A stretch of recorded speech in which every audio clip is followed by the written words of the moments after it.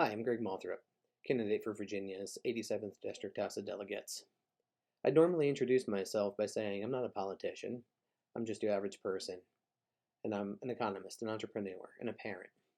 I would then explain how I'm a populist conservative who's pro-life, pro-Second Amendment, pro-freedom, pro-individual rights, and want a smaller government and lower taxes.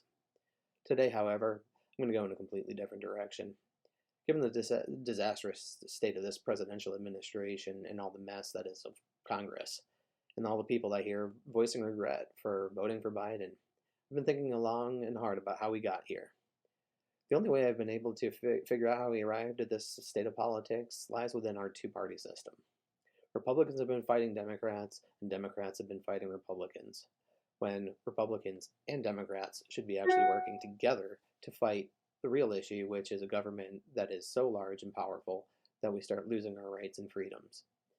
And it turns into what our founding fathers tried to escape when they formed the United States. My question to you is, are we so blind to our political party that we can't think for ourselves, thereby throwing away our political beliefs because it's contrary to your party? It appears that's exactly what is happening. We're the land of the free, yet we're giving away our freedom. We have the right to own property, but we're allowing the government to take everything we own. We have the right to keep and bear arms, yet we keep making it easier for the government to disarm us. Freedom isn't a gift from the government. The people run the government. We choose who represents us and our best interests. The government doesn't actually own anything. We pay for the government buildings and property. They choose how much to take from us and what to spend it on.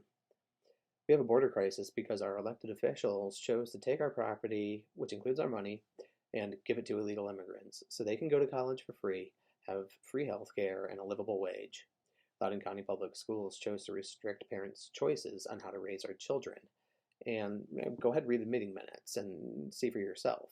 Loudoun County School Board is also going ahead with implementing their critical race theory, teaching socialism, Marxism, and communism instead of capitalism. Look at what the General Assembly passed in last year's legislative session. It's absolutely insane how much of freedom we're giving up.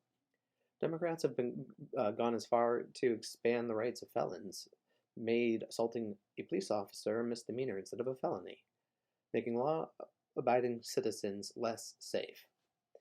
Is any of this good? So I ask you again, you may not be a Republican, you may hate Trump as a person, but do you hate freedom?